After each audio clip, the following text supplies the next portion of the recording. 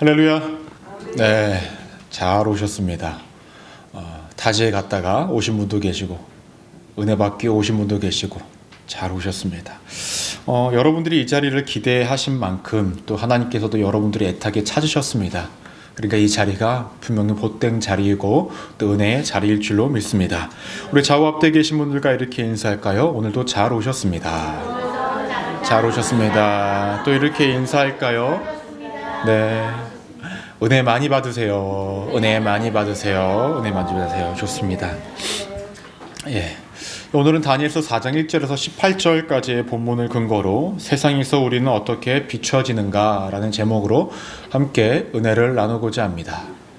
예. 따라해 볼까요? 세상에서 우리는 어떻게 비춰지는가. 네, 좋습니다. 여러분들은 어떻게 생각하실지 모르겠지만 한국 사람들의 특징 중 하나가 있다고 한다면 주변 사람들을 좀 많이 신경 쓴다라는 거예요. 예를 들면 이러한 것이죠. 다른 사람들이 나를 어떻게 볼까? 이러한 것들을 다른 나라의 사람들보다 한국 사람들이 유난히 조금 더 신경을 쓴 듯합니다. 때문에 보여지는 모습을 굉장히 좀 중요시하기도 하고요. 그래서 유행에 굉장히 민감해요. 한국 사람들 만약에 겨울에 긴 패딩을 입으면 한 사람이 입기 시작하면 어떻게 되죠? 다 똑같은 거 입고 다니고 그런 유행의 바람이 자주 불곤 합니다. 왜 그러냐면은 자신이 그런 유행을 따르지 않으면 괜히 뒤처진 것 같고 자신만 이상한 사람처럼 여겨지는 것 같이 느껴져서 주변 사람들을 신경 쓰면서 살아가다 보니까 그렇게 일괄적인 모습을 보이기도 합니다. 그래서 한국 사람들 유난히 이렇게 외형적인 것들을 굉장히 많이 이렇게 합니다. 내가 어떻게 비춰질까?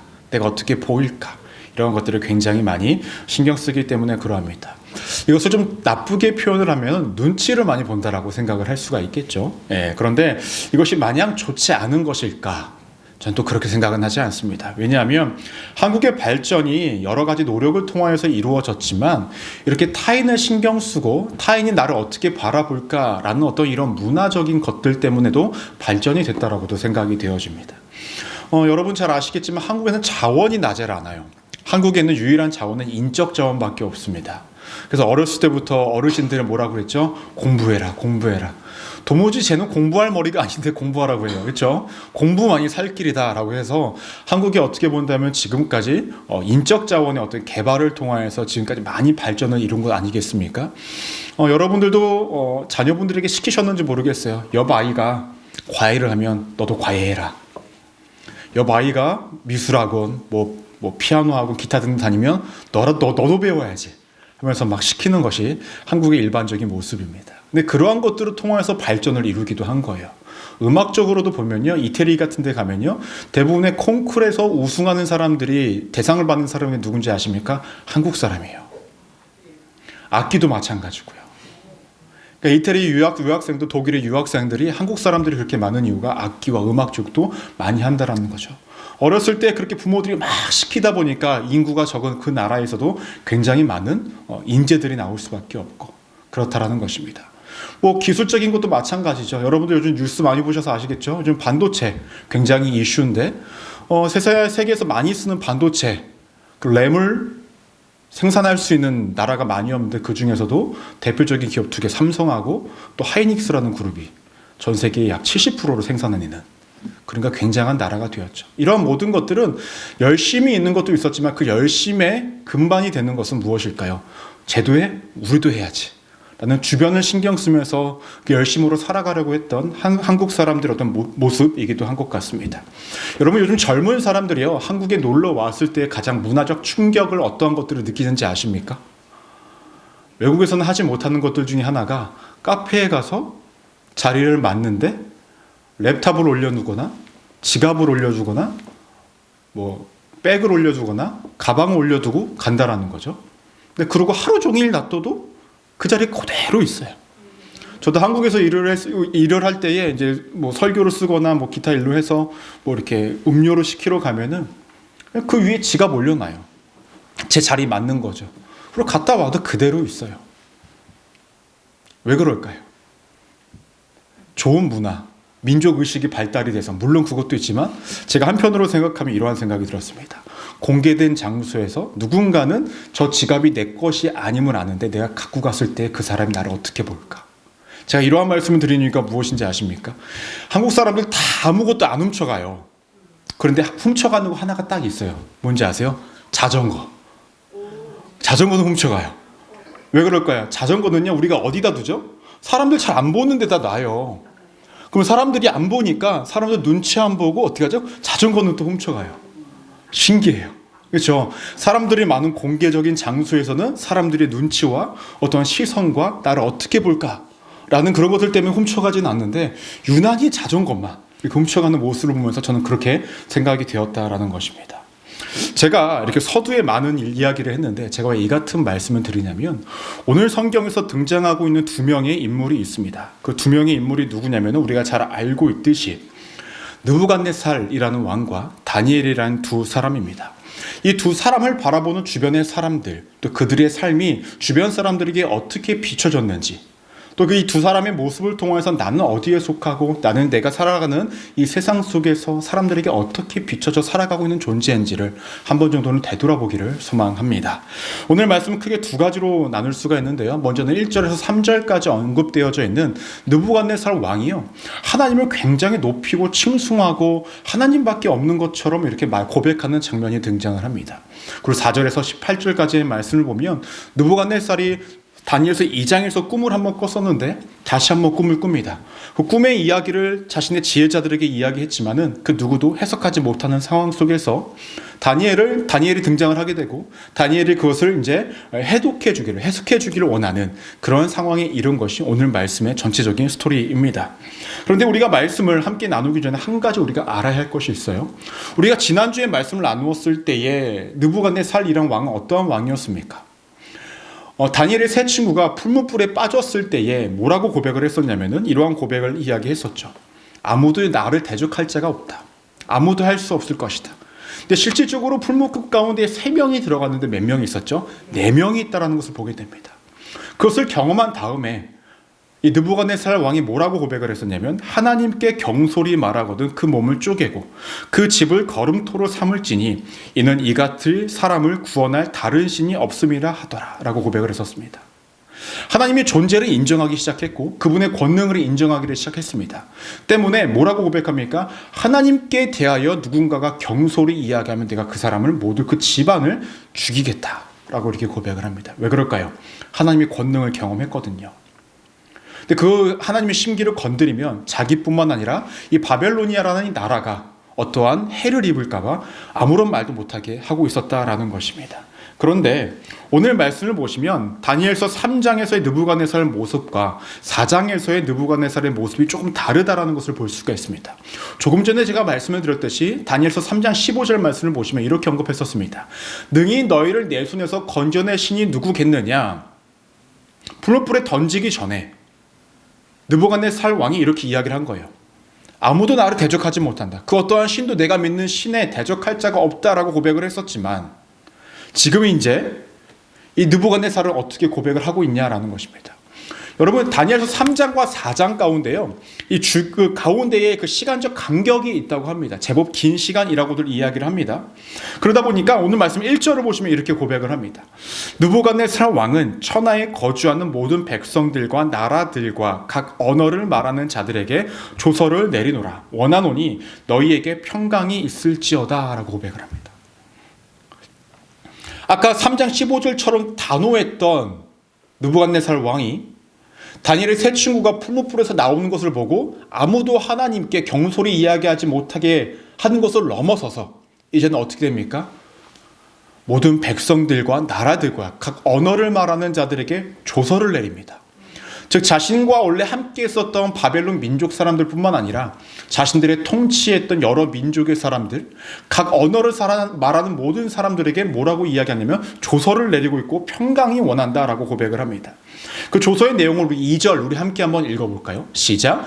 지극히 높으신 하나님이 내게 행하신 이적과 놀라운 일을 내게 알게 하기를 즐겨하노라. 여러분 이전까지 아까 말씀드렸듯이 그 느부갓네살 왕은 자신이 가장 강한 자, 자신이 믿는 신이 가장 강한 신이라고 여겼는데요. 오늘 말씀을 보시면 지극히 높으신 하나님이라고 표현을 합니다. 영어로 뭐라고 표현이 되어 있냐면 Most High God, Most High God, 가장 높으신 하나님, 이렇게 표현을 합니다. 무엇보다 지금까지 경험했던 두 가지, 다니엘을 통하여서 자신의 꿈이 해석되었던 그 사건과 불문부 가운데서 그 세 명의 사람들이 살아서 나왔던 그 사건을 통하여서 그의 생각이 변화해졌는데 어떤 것입니까? 하나님이 가장 높으신 신이라고 이야기하고 있습니다. 그래서 그것을 또 사람들에게 말하기를 기뻐하고 말하고 싶다라고 얘기하면서 조서, 편지를 다 내려버린 것입니다. 오죽하면 왕이 백성들에게 이러한 조서를 내리고 있었냐라는 것입니다. 여러분 잘 생각해 보십시오.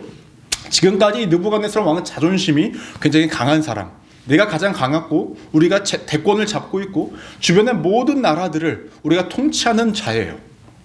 그러니까 자신도 강하고 자신이 믿는 신도 제일 강하다고 생각을 했지만 그것이 무너지게 되었죠. 하나님을 경험함으로 통하여서. 때문에 이러한 편지를 내리고 있는 거예요.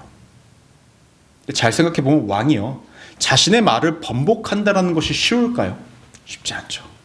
자존심이 상하잖아요. 그렇죠. 자신이 그동안 믿어왔던 그 모든 것들, 신념과 신앙이 모든 것들이 무너지는 거잖아요.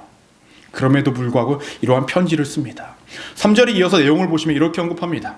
참으로 크도다 그의 이적이요, 참으로 능하도다 그의 놀라운 일이요, 그의 나라는 영원한 나라요, 그의 통치는 대대에 이르리로다. 고백을 합니다. 여러분 이러한 고백을 주변 사람들에게 해본 적 있으십니까? 앉아봐, 하나님은 참으로 크시다, 참으로 능하시고 놀라운 분이시고 영원한 나라 통치하시는 분이야 라고 해보신 적 없으시죠? 저도 없어요. 그냥 우리가 기껏 누군가에게 이야기할 때 교회 나가자, 하나님 믿어, 거의 이 정도 아니겠습니까? 근데 이렇게 고백을 하고 있다라는 거예요. 그런데 오늘 말씀을 보면 그의 나라는 영원한 나라요, 그의 통치는 대대에 이른다. 느부갓네살이 이러한 고백을 할 수 있었던 이유가 무엇일까요?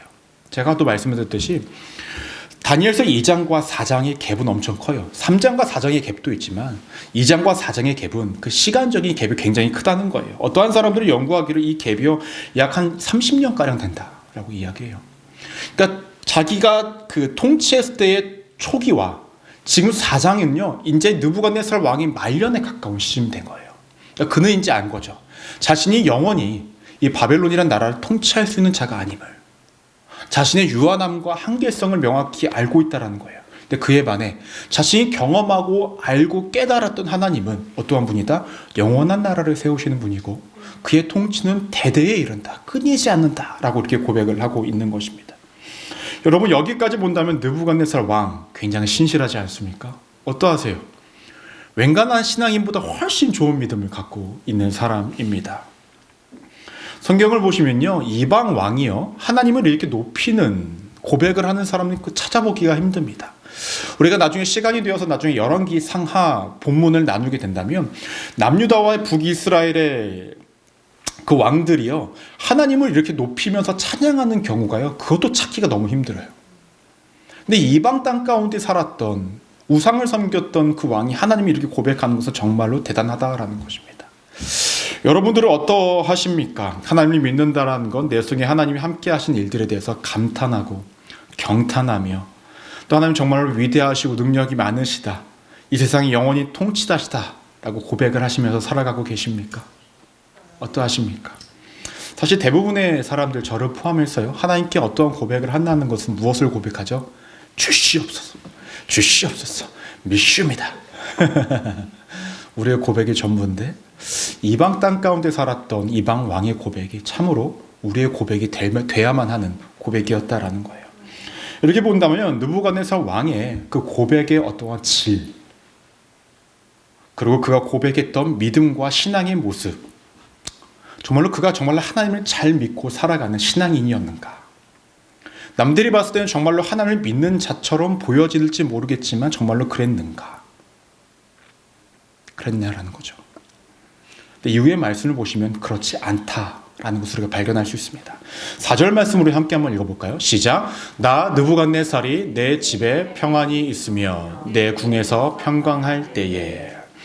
바벨론의 통치가 제법 세월이 지나니 나라가 안정이 되어졌겠죠. 이제는 아둥바둥 살아가는 것이 아니라 왕으로서 평안과 평강을 누리면서 살아갈 그때입니다. 이때 문제가 한 가지 발생이 되어져요. 5절 말씀을 보시면 우리 함께 읽겠습니다. 시작. 한 꿈을 꾸고 그로 말미암아 두려워하였으니 곧 내 침상에서 생각하는 것과 머릿속으로 받은 환상으로 말미암아 번민하였었노라. 두 번째 꿈을 꿨는데 그동안의 평안함을 누렸던 느부갓네살 왕이 이 꿈을 꿈으로 통해서 뭐라고 이야기합니까? 번민하였다, 괴로웠다, 힘겨웠다. 그때에 그러면 느부갓네살 왕이 선택해야 할 것이 무엇이었을까요? 전에 꿈을 해석해 줬던 다니엘을 부르는 것이 일반적인 우리의 생각입니다. 그런데 그가 선택한 것을 6절을 보니 이렇게 언급합니다. 이러므로 내가 명령을 내려 바벨론의 모든 지혜자들을 내 앞으로 불러다가 그 꿈의 해석을 내게 알게 하라 하였더라. 그의 선택은 자신의 곁에 있던 지혜자들, 그러니까 바벨론에서 어떠한 박수와 무당과 같은 사람들 불러드립니다. 그리고 자신의 꿈을 해석하게 합니다. 이전과 다른 점은 참 다행인 것은 꿈의 내용은 알려준다라는 거죠. 2장에서는 꿈의 내용도 안 알려줬잖아요. 근데 꿈의 내용은 알려주고 있었다라는 거예요. 그런데 이번에 꿈을 또 해석하는 데 실패를 합니다. 느부갓네살 왕도요, 참 많이 세월이 지나니까 바뀌고 조금 이제 약해진 듯해요. 왜 그럴까요? 다니엘서 2장을 보면 꿈을 해석하지 못하는 지혜자들을 어떻게 했습니까? 다 죽여요. 그 죽음이 언제 끝났습니까? 다니엘이 꿈을 해석하니까 그제서야 살육이 멈췄습니다. 근데 오늘 말씀을 보면 지혜자들이 꿈을 해석하지 못하는데 그들을 죽이지 않아요. 이유는 무엇일까요? 느부갓네살 왕도 아는 거죠. 죽인다고 해서 해결된 문제가 아니고 바뀔 것이 아니기 때문에 그러합니다.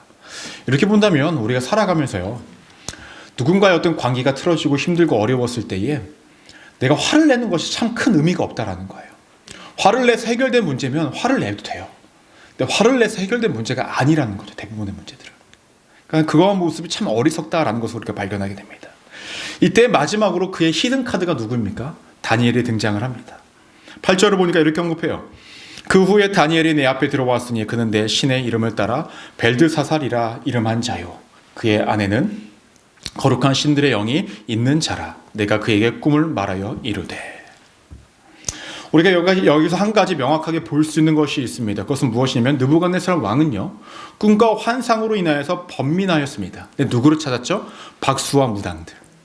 그러니까 당시에 지혜자들을 찾습니다.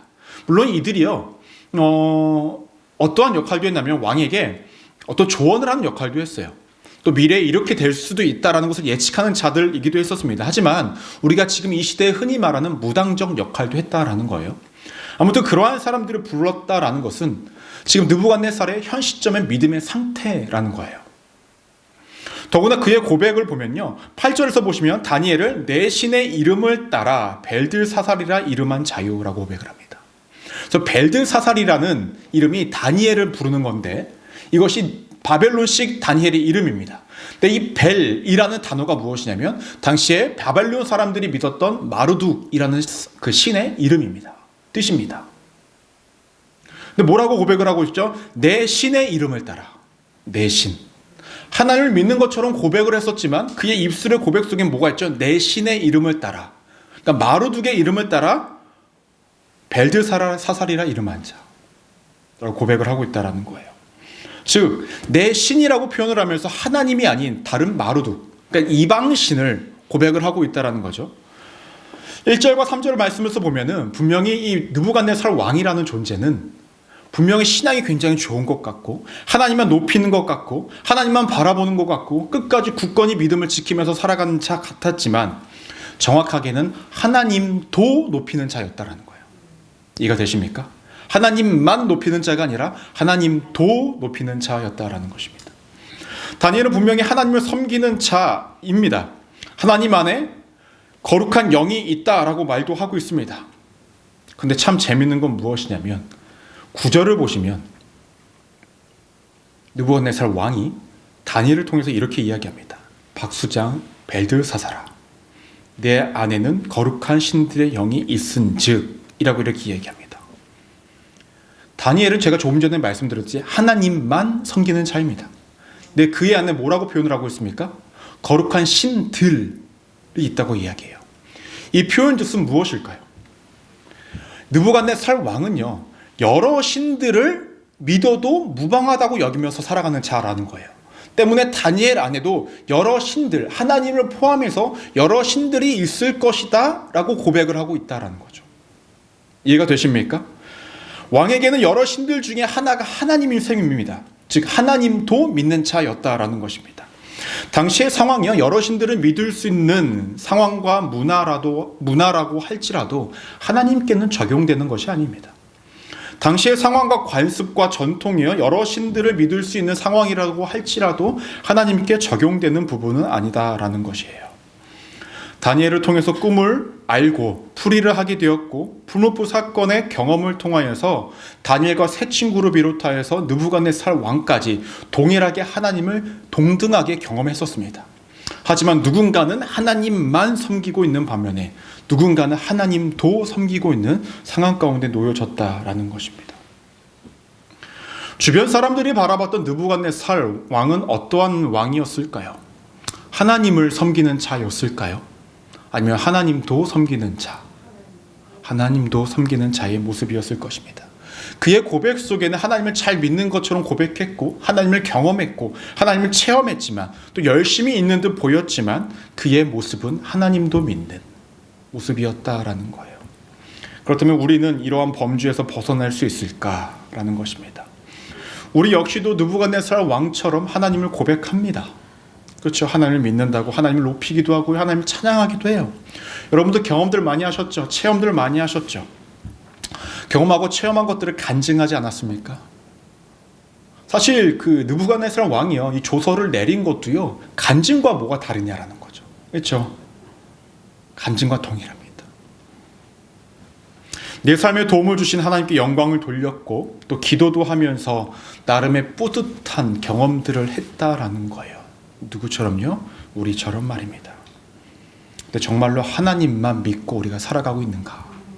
라는 것을 되돌아봐야 합니다. 때때마다 필요한 하나님, 때때마다 사용해야 할 하나님, 그분의 능력을 알기에 차마 포기하지 못하고 예배 자리에 나와서 예배를 드리고, 때로는 말씀도 보고 기도를 하면서 살아가는 것, 그러면서도 하나님도 믿지만 다른 것도 의지하면서 살아가는 모습이 우리는 아닌가 라는 것입니다. 무엇보다 내 주변의 사람들이 나를 보고, 너를 보니까 하나님이 보인다, 너를 보니까 하나님을 믿고 싶다, 너가 믿는 하나님이 도대체 누구냐, 그렇게 우리가 비춰지고 있냐? 아니면 너를 보니 내가 하나님 안 믿는다, 너 때문에 내가 안 믿어, 너 때문에 내가 죽어도 교회 안 가 라고 살아가고 있는가? 사실 너 때문에 이것들은 사실 잘 듣지는 못하는 말이지만 우리가 사실 비춰봐야 할 모습이라는 것이죠. 내 안에 은혜라는 것이 있고 체험과 경험이 있는데 내가 하나님만 믿지 못하는 이유가 무엇일까? 왜 하나님도 믿으며 살아가고 세상의 그 어떠한 것들을 더 의지하면서 바라보면서 살아가는 이유가 무엇일까라는 것입니다. 말씀을 보면서 묵상을 하니까 이러한 생각이 들었습니다. 느부갓네살이 하나님을 높인 이유가 무엇일까? 체험 때문에 그래요? 경험 때문에 그래요? 근데 그 체험과 경험이요, 결국 그의 필요를 채워주는 체험과 경험이었기 때문에 그는 하나님도 믿고 있었다라는 것입니다. 자신이 경험한 체험과 그 모든 것들을 경험한 체험들이 자신의 삶을 충분히 매료시킨 거예요. 저 신을 믿으니까 내 삶에 이러한 것들이 해결되어지는구나. 그 누구도 해결되어지지 못하는 것들을 해결할 수 있는 분이 하나님이시구나. 그러니 그 하나님 믿자. 근데 그 하나님만 믿지는 않는다라는 것이죠. 우리 하나님을 믿으면서 여러분 다 응답 받으셨나요? 필요할 때마다 다 주셔요? 저는 한 90%는 잘 안 주시는 것 같아요. 더 많나요? 98%? 아마도 제가 간절히 사모하고 구했던 것들이 하나님이 원하시는 고백이 아니었기 때문에 그러하겠죠. 또 제 욕심을 구하였기 때문에 하나님께서 잠시 보류하시는 그것이라고 저도 생각을 합니다. 그런데 우리는 나의 필요가 채워지지 않는 그 시점에 다가오면 우리는 다른 것들을 의지하게 돼요. 하나님께 기도하였는데 내가 원하는 타이밍과 때에 응답이 되어지지 않으면요, 다른 것들을 의지합니다. 때로는 사람을 의지하기도 하고요, 때로는 내 감정을 채워줄 수 있는 존재를 의지하게 하고요, 때로는 내 물질을 의지하기도 하고요, 내 능력을 의지하기도 합니다. 다른 선택지를 고려한다라는 거예요. 하나님이 아닌 그 모습이 누구와 다르지 않습니까? 느부갓네살 왕과 다르지 않다라는 것입니다. 사실 하나님 능력이 없어서 주시지 않는 건 아니죠. 하나님의 때가 있고 우리를 향한 하나님의 계획이 있고 그것이 우리에게 지금 적절치 않기 때문에 주시고자 하는 것들을 미루실 수도 있고 아니면 금지하실 수도 있기도 합니다. 하지만 정말로 하나님만 믿는다고 한다면 그럼에도 하나님만 믿으며 살아갈 거예요. 하지만 하나님도 믿는 자라고 한다면 하나님은 그때 잠시 뒤로 하고 내가 의지할 수 있는 그 무엇을 따르며 살아갑니다. 그러면서 하나님을 여러 선택지 중에 하나로 여기면서 살아가는 것이 우리들의 삶이 될 수도 있다라는 것입니다. 하나님을 믿는다라고서 말씀을 하면서도 우리는 물질을 쫓습니다. 그러면서도 하나님을 믿는다라고 이야기하면서도 사람을 따르고요.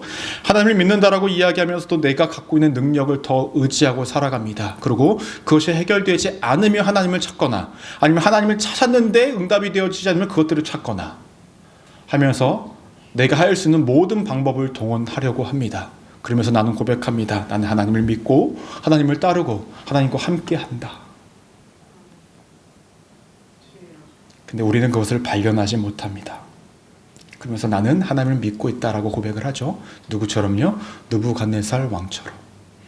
그의 삶의 위기와 어려움이 왔을 때 결국 그가 찾았던 것은 자신의 삶에 어떤 앞길을 제시해 줄 만한 존재인 지혜자들을 찾으며 자신의 신을 찾으며 나아갔던 것이 그의 모습처럼 우리 역시도 그러하지 않는가라는 것을 되돌아봐야 합니다. 여러분들은 세상 속에서 여러분들의 삶이 어떻게 비춰지고 있다고 생각을 하십니까? 내가 아는 내가 아닐 수 있어요. 내가 아는 나의 어떠한 것들이 빠진 상황일 수도 있고요. 어떠한 것들이 덧붙여진 상황일 수 있다는 거예요. 때문에 우리는 늘 간혹 때로는 빈번하게 나의 삶을, 나의 모습을 세상 속에서 내가 어떻게 비춰주는지에 대해서 늘 되돌아볼 필요성이 있다는 것입니다. 저는 여러분들이요 하나님을 고백하는 신앙을 넘어서요 주변 사람들이 여러분들을 통하여서 하나님을 고백하는 인생이 되기를 소망합니다. 그것이 우리의 삶이 되어야 한다라는 것이죠. 이어서 말씀을 보시면요 느부갓네살이요 꿈의 내용을 다니엘에게 이야기를 합니다. 꿈의 내용은 대략적으로 이렇습니다. 땅 중간에 한 큰 나무가 자랍니다. 너무나 잘 자라서요 하늘에 닿을 만큼 자랐대요. 그 나무에는 잎사귀가 무성했고요. 열매도 많았대요. 그래서 들짐승들과 또 새들이 와서 먹고요. 사람들도 주변에 많이 있었다고 합니다. 이것이 첫 번째 꿈이었어요. 두 번째 꿈은 무엇이었냐면 그런 와중에 한 순찰자가 등장을 합니다. 근데 그 순찰자가 소리를 지르니까요. 잎사귀가 다 떨어지고 열매가 다 떨어지고 그러므로 새와 들짐승과 주변의 모든 사람들이 다 떠납니다. 그리고 이 나무를 자릅니다. 하지만 남겨둔 것이 있는데 그 나무의 뿌리에 해당하는 근처에 있는 구루터기를 남겨놔요. 그리고 거기를 묶어요. 새와 놋줄로. 그리고 들판 가운데 들풀 가운데 있게 합니다. 하늘에서 내리는 이슬을 다 맞게 하고요. 짐승과 더불어 살게 합니다. 그렇게 7해가 지났다 라고 설명을 합니다. 이것에 대한 꼬마의 정확한 내용과 해석에 대해서 너무나 궁금하지 않으십니까? 다음 주에 합니다. Coming soon. 궁금하시면 다음 주에 오시면 됩니다. 다다음 주죠, 그러니까 다다음 주. 네. 다다음 주 설교는 안 올릴까봐 네, 다 오시라고. 말씀을 보면 한 가지 중요한 것이 있습니다. 다니엘을 향한 사람들의 시선, 다니엘을 어떻게 바라봤는지예요. 세상 속에서 다니엘은 어떠한 사람처럼 비춰지고 있는가라는 것입니다. 사실 우리가 말씀을 나누었을 때에 다니엘이 마지막으로 등장했을 때가요. 다니엘서 2장이에요. 3장에서 등장하지 않았어요. 그리고 4장에서 이제 등장을 합니다. 마지막으로 등장했을 다니엘서 2장 48절로 함께 한번 읽어볼까요? 시작. 왕이 이에 다니엘을 높여 귀한 선물을 많이 주며 그를 세워 바벨론 온 지방을 다스리게 하며 또 바벨론 모든 지혜자의 어른을 삼았으며 꿈을 해석한 다음에 저렇게 대우를 해준 거예요. 선물도 받았고요. 온 지방을 다스리는 힘도 줬고요. 모든 지혜자들의 가장 높은 자로 삼습니다. 아까도 말씀을 드렸듯이 3장과 4장 가운데 갭도 있지만 2장과 3장 속에서도 갭이 있어요. 그리고 2장과 4장 속에서는 약 30년이라는 시간이 흐릅니다. 그럼 30년 동안 등장하지 않았던 다니엘. 근데 그의 역할은 또 여전히 무엇을 하고 있었습니까? 꿈을 해석할 수 있는 자. 그 박수들 가운데 장. 30년이나 넘는 시간 속에서 이방 땅 가운데서 포로민이 그 정치적 권력을 가지면서 유지하는 것이 여러분 쉬울까요? 쉽지 않아요. 시기와 질투도 있을 거고요. 어려움과 고난과 역경도 분명히 성경에서는 드러나지 않지만 분명히 있을 것입니다. 그럼에도 불구하고 그가 여전히 그 자리를 지킬 수 있었던 것은 무엇이냐라는 거예요. 사람들 가운데 비춰졌던 다니엘의 모습은 그가 감당했던 직무적인 능력도 출중했다라는 거죠. 단순히 하나님만 잘 믿었던 것이 아니라 그가 감당해야 했던 것, 단순히 박수의 장으로서의 역할이 아니라 어떤 것도 했다고 그랬죠? 그 지방을 다스리는 역할도 그가 출중하게 잘했던 사람. 그러니까 그 자리를 지키고 유지할 수 있었다라는 것입니다. 때문에 느부갓네살 왕이 9절에서 이렇게 이야기하고 있는 것입니다. 우리 함께 한번 읽어볼까요? 시작. 박수장 벨드사사라, 내 안에는 거룩한 신들의 영이 있은즉 어떠한 은밀한 것이라도 내게는 어려울 것이 없는 줄을 내가 아노니 내 꿈에 본 환상의 해석을 내게 말하라. 느부갓네살 왕은요, 조금의 의심도 없어요. 벨드사살 다니엘을 부른 다음에 뭐라고 이야기합니까? 은밀한 것, 감추어진 것도 너는 발견하고 깨닫고 알 수 있는 자이니 내게 말하라. 그의 직무, 즉 꿈을 해석할 수 있는 능력이 여전히 유효하고 그것에 대한 능력이 너의 탁월함을 내가 안다. 즉 세상 속에서 살아갔던 다니엘, 그는 단순히 종교적으로 신앙적으로 하나님께 매달려서 그 역할만 감당했던 것이 아니라 자신이 세상 속에서 감당해야 했던 그 직무적인 역할도 열심으로 감당했던 자였다라는 거죠. 그런데 중요한 건 다니엘이 자신의 능력을 드러내면서 살아갔던 자가 아님을 우리가 알 수 있어요. 9절 말씀을 다시금 보시면 뭐라고 이야기하냐면 내 안에 거룩한 신들의 영이 있은즉. 느부갓네살 왕도 알고 있습니다. 다니엘이 똑똑하고 특출나서 꿈을 해석하고 그가 그런 능력으로 살아가는 것이 아니라 그의 안에는 하나님의 영이 있기 때문에 그것이 가능하다는 것을 알고 있다는 거예요. 이것이 중요해요. 세상 속에서 우리가 하나님께 쓰임을 받으면서 살아가면서 우리가 하는 가장 큰 잘못 중에 하나가 무엇인지 아십니까? 내가 드러나려고 합니다. 나의 능력이 나타나려고 해요. 하나님께서 주신 능력이 드러나는 것이 아니라 내가 드러나려고 합니다. 그런데 다니엘은 무엇이 사람들에게 비춰지고 있습니까? 그의 안에 있는 하나님이 비춰지고 있었다는 거예요. 그의 능력이 나타난 것이 아니라 그의 안에 있는 하나님의 권능이 보여주고 있었다라는 것입니다. 세상 속에서 살아가는 우리가 세상 속에서 비춰져야 하는 모습은 먼저는 신앙적인 모습이겠죠. 하나님을 정말로 잘 믿고 따르고 어떠한 상황 속에서도 하나님을 의지하며 살아가는 자. 느부갓네살 왕처럼 여러 선택지 중에 하나를 선택하고 필요에 따라서 하나씩 뽑아 먹는 그것이 아니라 그 또한 어떠한 상황 속에도 끝까지 주님 붙잡고 살아가는 그 모습이 세상 속에서 우리에게 비춰줘야 된다라는 거예요. 근데 그것이만이 전부가 아니죠. 세상 속에서 비춰줘야 하는 것은 우리 각자에게 주어진 사명의 열심과 충성됨과 그 성실함이 세상 사람들에게도 보여줘야 한다는 거예요. 근데 그것이 무엇으로? 하나님이 주신 능력으로 살아가고 있다는 것을 보여줄 수 있어야 한다는 것입니다. 여러분, 우리는 혼돈 속에 빠지지 말아야 돼요. 착각 속에 빠지지 말아야 합니다. 내가 고백을 할 수 있다고, 체험이 있다고, 그것이 나의 진짜 신앙의 모습이다라는 착각과 혼돈에 빠지지 말아야 한다는 것입니다. 오늘 말씀에서 보면 명확하게 등장하고 있지 않습니까? 하나님을 그 누구보다 간절하게 찬양하고 높였던 느부갓네살 왕은 하나님을 믿긴 하지만 하나님도 믿으면서 살아갔던 자. 정확하게 이야기하면 하나님을 믿어 따르기보다는 하나님을 사용하고 이용하고 필요로 했던 자 때문에 때때마다 찾기는 하지만 그 안에는 신앙은 제로 베이스였다는 거. 우리도 하나님을 찾을 수 있죠. 고백할 수 있죠. 그렇다고 해서 우리가 꼭 하나님 잘 믿고 있다는 그러한 단언을 할 수 있다는 것은 아니라는 거예요. 하나님을 믿지 않으시는 분들이 가끔 이런 말을 합니다. 막 안 될 일들이 갑자기 막 잘 되고, 막 기적과 같은 일들이 발생되어지면, 어휴, 야, 하나님 계시긴 한가 보다. 그렇죠?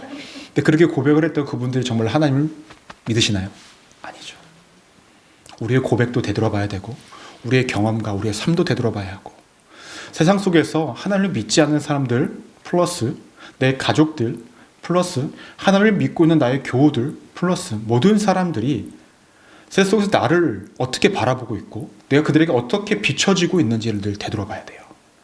그게 신앙적인 것뿐만 아니라 내게 주어진 사명의 그 자리에서도 마찬가지입니다. 하나님이 여러분들을 무능력한 존재로 만드신 분이 아닙니다. 여러분들에게 아무런 필요 없다라고 고백하시는 분이 아니에요. 각자에게 다 다른 사명을 주셨죠.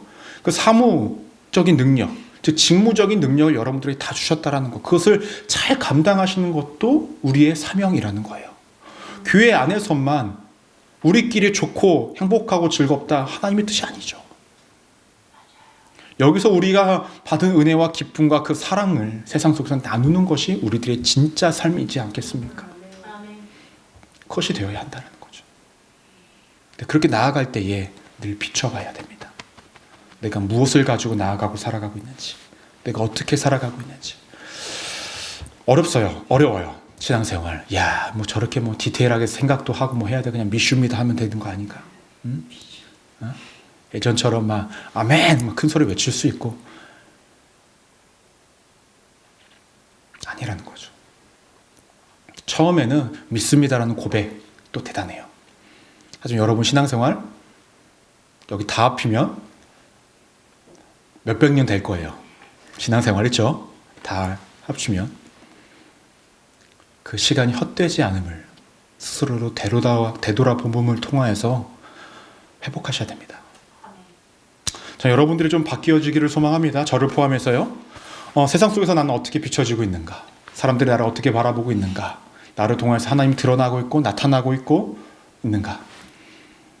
내가 알고 있는 나 자신, 내가 나 스스로 평가한 나 자신을 믿지 마십시오. 내가 나를 가장 모를 수가 있고요. 내가 나를 가장 연약하게 보지 않습니다. 우리의 마음 가운데 한 가지가 늘 자리 잡는 거 있죠. 그래도 쟤보단, 그렇죠? 그래도 저 사람보단 낫지. 하나님 우리를 평가하시는데 상대평가가 아닙니다. 절대평가입니다. 이해되십니까? 믿음이 있냐 없냐를 보시는 거지 너가 저 사람보다 조금 더 있구나라고 보시는 것이 아니라는 거죠. 그러니 여러분 늘 되돌아보는 삶을 통하여 바른 신앙의 정도를 잘 걸어가시는 우리 믿음의 성도님들 되시기를 주님의 이름으로 간절히 축원합니다. 기도하시겠습니다.